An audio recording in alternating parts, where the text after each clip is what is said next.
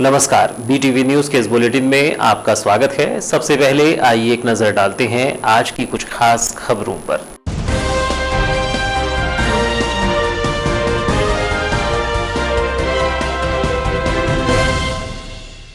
जिला चिकित्सालय में ऑक्सीजन सिलेंडर चोरी के मामले में 3 वार्ड बॉय की भूमिका। पुलिस ने 2 को किया गिरफ्तार, 1 फरार। डी टाइप 20 ऑक्सीजन सिलेंडर पाए गए हैं कम। जांच में सामने आ सकती हैं और भी नाम। अस्पताल की फर्श पर लेटने को मजबूर मरीज। ऑक्सीजन सिलेंडर के लिए भी जीवन संघर्ष। मरीजों के सवाल, कब सुधरेंगे यह हालात। अस्पताल में जहां तहां मरीज ही मरीज।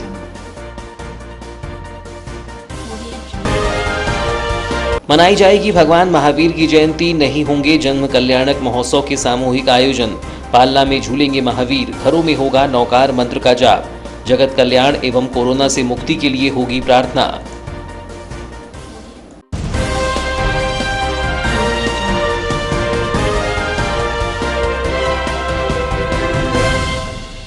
और अब समाचार विस्तार से। जिला चिकित्सालय में जहां एक और कोरोना मरीजों को ऑक्सीजन नहीं मिल पा रही है, वहीं ऑक्सीजन सिलेंडर की चोरी के मामले में अस्पताल प्रबंधन को कटघरे में खड़ा कर दिया है। कोतवाली में FIR के बाद इस मामले पर जांच प्रारंभ हुई, जिसमें अस्पताल के 3 वार्ड बॉय की संलिप्तता उजागर हुई है। 2 को गिरफ्तार कर लिया गया है और 1 फरार बताया गया है। गौरतलब हो कि एक दिन पूर्व ही ऑक्सीजन सिलेंडर चोरी का मामला प्रकाश में आया था, जिसमें 20 सिलेंडर गायब मिली थी। जिला चिकित्सालय से ऑक्सीजन सिलेंडर के चोरी होने का मामला सामने आने के बाद अस्पताल प्रबंधन की कार्यप्रणाली सवालों के घेरे में आ गई है। यह ऐसा समय है जब मरीजों की टूटती सांसों को थामने के लिए ऑक्सीजन सिलेंडर की बड़ी जरूरत है और दूसरी ओर अस्पताल से ऑक्सीजन सिलेंडर चोरी होना गंभीर विषय है। एक दिन पूर्व ही कलेक्टर दीपक आर्य ने मामले की जांच के लिए सहायक कलेक्टर दलीप कुमार को जिला चिकित्सालय भेजा था, जहां सहायक कलेक्टर द्वारा जांच के दौरान पाया गया कि ऑक्सीजन के डी टाइप 20 सिलेंडर अस्पताल के स्टॉक में कम थे। इस पर उनके द्वारा गायब पाए गए सिलेंडर के यूनिक नंबर सहित जांच प्रतिवेदन तैयार कर कलेक्टर दीपक आर्य के समक्ष कार्यवाही के लिए प्रस्तुत किया गया था। कलेक्टर आर्य ने जिला चिकित्सालय से ऑक्सीजन सिलेंडर के गायब होने को गंभीरता से लेते हुए बालाघाट तहसीलदार रामबाबू देवांगन एवं TI MR रोमड़े को निर्देशित किया था कि वे इन गायब ऑक्सीजन सिलेंडर के यूनिक नंबर से उनका तत्काल पता लगाएं। जिस किसी भी व्यक्ति के पास इन यूनिक नंबर वाले गायब ऑक्सीजन सिलेंडर पाए जाएं, उन्हें तुरंत जिला चिकित्सालय वापस लाएं। यह सिलेंडर जिस किसी भी व्यक्ति के पास जाएंगे, उसके विरुद्ध FIR दर्ज कर रासुका के अंतर्गत तत्काल कार्यवाही की जाए। इसी मामले में प्रशासन और पुलिस की संयुक्त जांच आगे बढ़ी तो चौंकाने वाला खुलासा सामने आया है। ऑक्सीजन सिलेंडर की चोरी के मामले में अस्पताल के आउटसोर्स कर्मचारी 3 वार्ड बॉय की कारस्तानी है। बताया गया कि चोरी के आरोपी ओम प्रकाश बाघरे, गोविंदा पंचेश्वर को गिरफ्तार कर लिया गया है, जबकि उनका एक अन्य साथी फरार है। 18 अप्रैल को जिला चिकित्सालय से एक सिलेंडर चोरी कर लिया गया था और इन्होंने इसे ओम प्रकाश के घर में छिपा कर रखा था। दोनों आरोपियों को गिरफ्तार कर थाने लाया गया, जहां इन्होंने सिलेंडर चोरी किए जाने की बात बताई।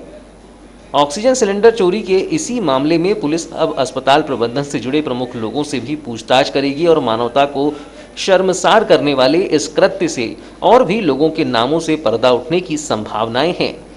मामले की जांच तहसीलदार एवं नगर निरीक्षक के निर्देशन में प्रधान आरक्षक रमन सिंह एवं कोतवाली की टीम में आरक्षक गजेंद्र माटे, रमेश बिसेन, सूरज नितेश, लेकिन कुछ दिनों से ये देखा जा रहा था कि जैसे जो गिनतियां होती है सिलेंडरों की, उन गिनतियों में कमी आ रही है। सिलेंडर इधर से उधर हो रहे हैं। हमारे काम करने वाले कुछ पैरामेडिकल स्टाफ जैसे जितेंद्र विश्वकर्मा जो अपना दिन रात मेहनत करके लगा हुआ है, उनका ये कहना था कि सर सिलेंडर कम हो रहे हैं। उनके द्वारा कुछ शिकायत भी की गई। इसके बाद में कल जिला कोतवाली से TI साहब और तहसीलदार महोदय दोनों महोदय हॉस्पिटल में आकर के उन्होंने कार्रवाई की और कार्रवाई करने के बाद में उन्हें ये पता चला कि सिलेंडरों की चोरी हो रही है। उस संबंध में किसी संदिग्ध 3 लड़कों को पकड़ा गया जो यहीं पे आउटसोर्सिंग से काम कर रहे थे और उनके द्वारा सिलेंडरों की हेराफेरी की जा रही थी। अब वह किस मंशा से कर रहे थे ये कहना तो मुश्किल है, लेकिन यह बहुत ही अमानवीय है, क्योंकि अभी मरीजों को ऑक्सीजन की बहुत ज़रूरत है। उनके लिए लाभदायक और उनके लिए जीवनदायक अभी सिर्फ और सिर्फ ऑक्सीजन और जो यहाँ पे उपचार चल रहा है उसके थ्रू ये किया जा रहा है, लेकिन ये बहुत ही अमानवीय है, जिसमें रात में कल उनकी FIR दर्ज करवाई गई है। कोरोना की दूसरी लहर के बेकाबू होने के बाद स्वास्थ्य सुविधाओं की तस्वीर बदलने का नाम नहीं ले रही है। अब भी मरीजों को समुचित इलाज के लिए संघर्ष करना पड़ रहा है और अस्पताल में बेड न मिल पाने से ऐसे हालात हैं कि फर्श पर जहां तहां मरीज ही मरीज दिखाई दे रहे हैं। स्वास्थ्य विभाग के सबको बेड मुहैया कराने के अपने दावे हैं, लेकिन यह दावे अब भी हकीकत से कोसों दूर हैं। कोरोना संक्रमण की वजह से मरीजों की संख्या बढ़ने के साथ अस्पतालों में बेड मिलना भी आसान नहीं है। सरकारी और निजी अस्पताल दोनों ही जगह यह हालात दिखाई दे रहे हैं। ऐसे में कई मरीजों को आईसीयू की ज़रूरत है तो अधिकांश मरीजों को ऑक्सीजन सिलेंडर और बेड चाहिए। ऑक्सीजन सिलेंडर की पहले से ही किल्लत बनी हुई है और इसी बीच अगर मरीज के परिजन ऑक्सीजन सिलेंडर की व्यवस्था भी कर लें तो उन्हें बेड मिलने की गारंटी नदारद है। अस्पताल का यह दृश्य बीते 15 दिनों से ऐसा ही बना हुआ है, जिसमें सुधार की उम्मीद थी, लेकिन वह भी अब धूमिल ही दिखाई पड़ती है। बीते कुछ समय से की जा रही अस्पताल की लगातार रिपोर्टिंग में यह तस्वीरें सामने आ रही हैं, जब मरीजों को बेड उपलब्ध न होने से वे अपने घरों से बिस्तर लाकर अस्पताल के बरामदे, अहाते और जहां उचित लगे वहां बिस्तर बिछाकर लेटने को मजबूर हैं। इन मरीजों में कई मरीजों को ऑक्सीजन सिलेंडर की अधिक आवश्यकता है और अगर ऑक्सीजन सिलेंडर मुहैया भी हो जाए तो यह मरीज जहां तहां लेटकर अपनी टूटती सांसों की डोर को थामने की जद्दोजहद में दिखाई पड़ते हैं। स्वास्थ्य विभाग ने बीते कुछ दिनों में तैयारी की है, लेकिन यह तैयारियां मरीजों को समुचित सुविधा मुहैया कराने के लिए नाकाफी है। तभी तो मरीजों को जमीन पर लेटाकर या कुर्सी पर अपनी जान बचाने की जुगत में देखा जा सकता है। वहीं दूसरी ओर कोरोना से होती मौतें इनमें भय पैदा कर रही हैं। एक तो अधूरी स्वास्थ्य सेवा और ऊपर से सांसों पर कोरोना का वार, यह इन मरीजों के जीवन पर गहरा प्रभाव कर रहा है।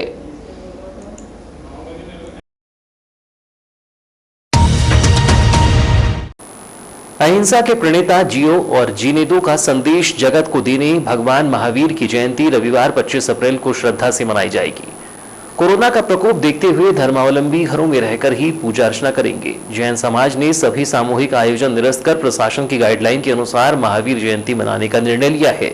जैन समाजजन घरों में रहकर नौकार मंत्र का जाप कर भगवान महावीर का स्मरण करेंगे।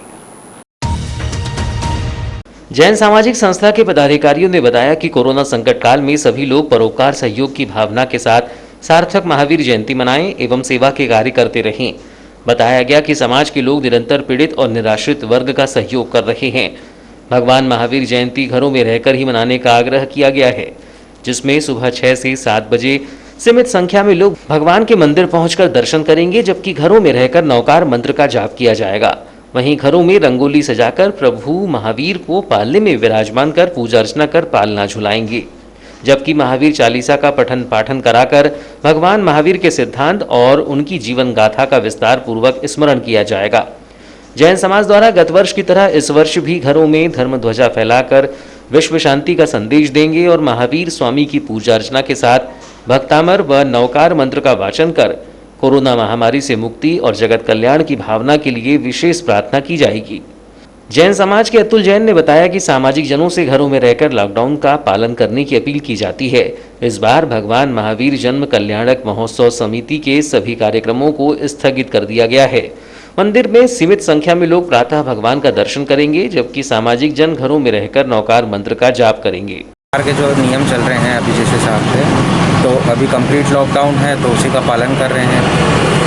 हम लोग ने महावीर जयंती के लिए ये सोचा है कि अभी सब घर में रह के नौकार मंत्र का जाप करें, सब परिवार में घर में रहें, सुरक्षित रहें, सेफ रहें। तो मंदिरों में पूजा आराधना वगैरह होगी कि नहीं होगी? मंदिरों में जो पूजा आराधना है उसको सरकार के नियम के अनुसार सुबह की जो नियम बनाए गए हैं, सुबह 6 बजे से लेकर 7 बजे तक के दर्शन करने जो मिलेगा, उतने समय के हिसाब से अनुसार ही दर्शन करने मिलेगा।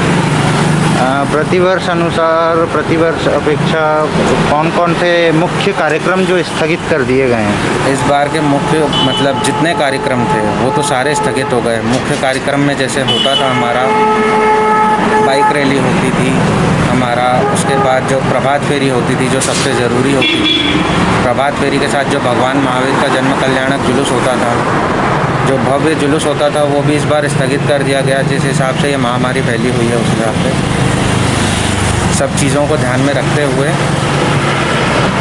क्या संदेश देना चाहेंगे महावीर जयंती के ऊपर?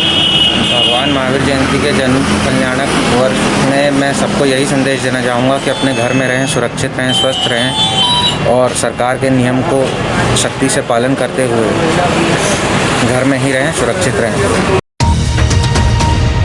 23 अप्रैल 2021 को प्राप्त रिपोर्ट में बालाघाट जिले के 132 मरीजों के सैंपल कोरोना पॉजिटिव पाए गए हैं। इस प्रकार जिले में कोरोना के एक्टिव मरीजों की संख्या बढ़कर 1238 हो गई है। राहत की बात है कि अब भी बड़ी संख्या में कोरोना पॉजिटिव मरीज ठीक हो रहे हैं।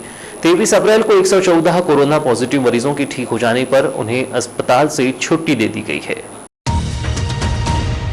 मुख्य चिकित्सा एवं स्वास्थ्य अधिकारी डॉक्टर मनोज पांडे ने बताया कि बालाघाट जिले में 23 अप्रैल तक कुल 5,809 मरीज कोरोना पॉजिटिव पाए गए हैं। इनमें से 4,541 मरीज ठीक होकर अपने घर जा चुके हैं। 23 अप्रैल को 114 मरीजों के ठीक होने पर उन्हें डिस्चार्ज कर दिया गया है। आज 23 अप्रैल को कोरोना के किसी भी मरीज की मृत्यु नहीं हुई है। इस प्रकार जिले में 23 अप्रैल तक 30 मरीजों की मृत्यु हो चुकी है। कोरोना पॉजिटिव 1,238 मरीजों में से 959 मरीजों को होम आइसोलेशन में रखा गया है। 47 मरीजों को अस्पताल के आइसोलेशन बेड पर रखा गया है। 217 मरीजों को ऑक्सीजन सप्लाई वाले बेड पर और 15 मरीजों को आईसीयू में रखा गया है। बालाघाट जिले में 23 अप्रैल तक कोरोना टेस्ट के लिए 1,01,794 सैंपल लिए जा चुके हैं।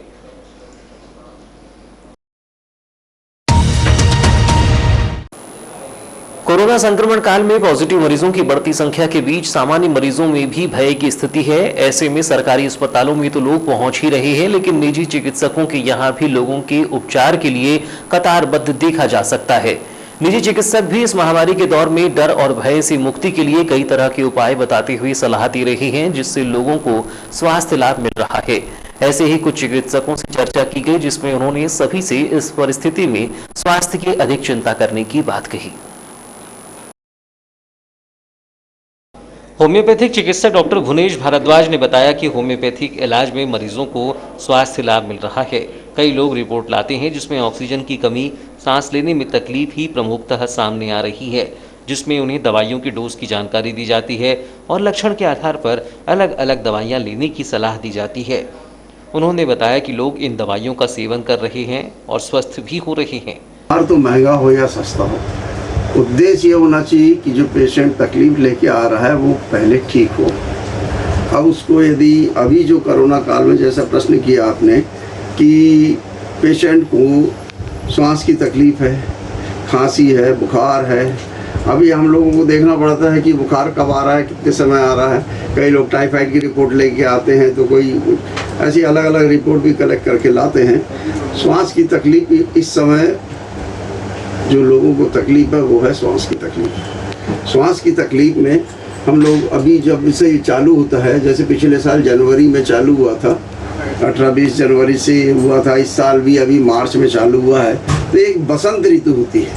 बसंत ऋतु में मीजल्स के दौर आते हैं बहुत पहले से, तो बच्चों को मीजल्स होता है। उस समय एक दवाई हमारी काम करती है एंटिमटार्ड, जो लंग्स में कफ जो जमता है उस समय, क्योंकि ठंडी ख़त्म होती है, गर्मी आती है, उस समय बच्चों को सर्दी वर्दी होती है।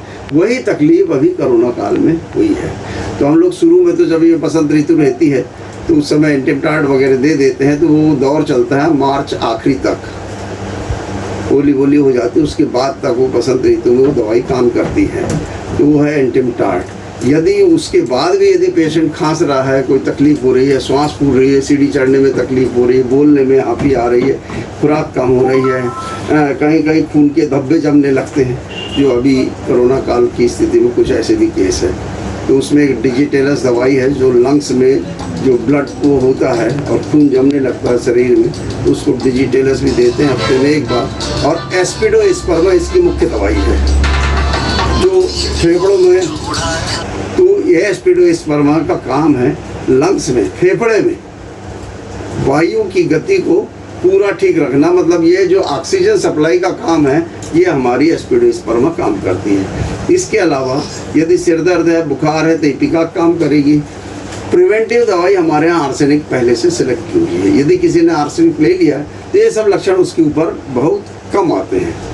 डॉक्टर वेद लिल्लारे ने बताया कि संक्रमित मरीजों में ऑक्सीजन लेवल कम हो जाता है तो वे ज़्यादा परेशान हो जाते हैं। सामान्यतः फीवर, खांसी, सर्दी में बेसिक ट्रीटमेंट दिया जा रहा है, जिसमें विटामिन सी की गोलियां भी दी जा रही हैं। उन्होंने कहा कि संक्रमण से उबरने के लिए एक मरीज को प्रतिरोधात्मक क्षमता बढ़ानी होगी, जिसकी जितनी अच्छी रोग प्रतिरोधक क्षमता होगी उसे उतना अधिक स्वास्थ्य लाभ मिलेगा।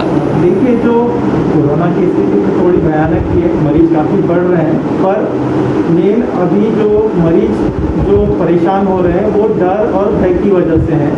कोरोना जैसे दो प्रकार से हो रहा है। जनरली कोरोना को हम घर पे भी चेक कर सकते हैं, जिनका ऑक्सीजन लेवल कम हो जाता है उन्हें ज़्यादा परेशानी होती है, नहीं तो कुछ मरीजों में सिम्टम भी नहीं आते हैं। तो अगर ज़्यादा परेशान होते हैं तो ही आप हॉस्पिटल की तरफ दौड़िए, अन्यथा जो गवर्नमेंट की जो बेसिक गाइडलाइन है कि अगर आपको ज़्यादा बुखार है तो पैरासीटामोल की दवा, साथ में अगर ऑक्सीजन लेवल कम हो रहा है तो आप हॉस्पिटल की तरफ जाइए, या फिर घर पे ही आप ट्रीटमेंट ले सकते हैं, जैसे विटामिन सी और जिंक की गोलियाँ। और अगर ज़्यादा फीवर है तो एंटीबायोटिक वगैरह एजिथ्रोमाइसिन या डॉक्सीसाइक्लिन आप ले सकते हैं। ये जो बेसिक ट्रीटमेंट है, और जितना आप तो सिट्रस फ्रूट जैसे संतरा है, विटामिन सी वाली जो लेंगे आप चीज़ें, विटामिन सी की गोलियाँ, इससे भी इम्यूनिटी बढ़ती है।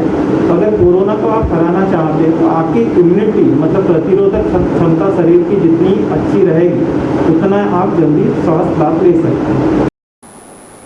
वारासिवनी में नेपाल के श्रमिकों को लेकर उत्तर प्रदेश जा रही एक बस अचानक खराब हो गई, जिस वजह से बस में सवार 60 श्रमिक परेशान हुए।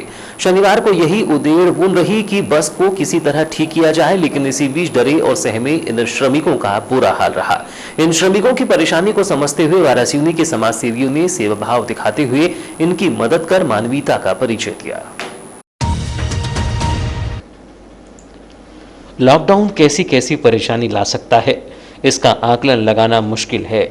शनिवार से वारासिवनी के बस स्टैंड में एक निजी यात्री बस में सवार लगभग 60 यात्री परेशान होते रहे।